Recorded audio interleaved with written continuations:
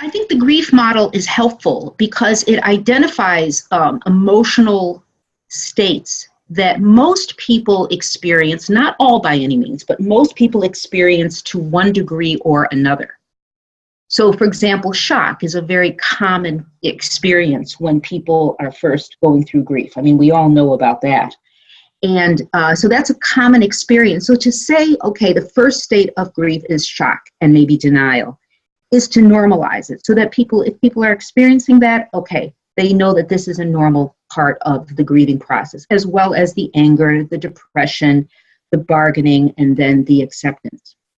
So I think that the stages can be helpful as ways of providing normalization of what is really a very complex process.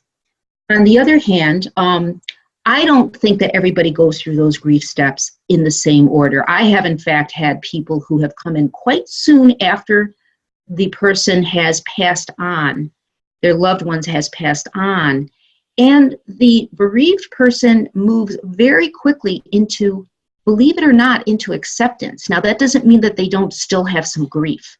They may still feel deep, deep sadness, but they don't necessarily move through the anger or the guilt or the other components of the earlier stages of grief.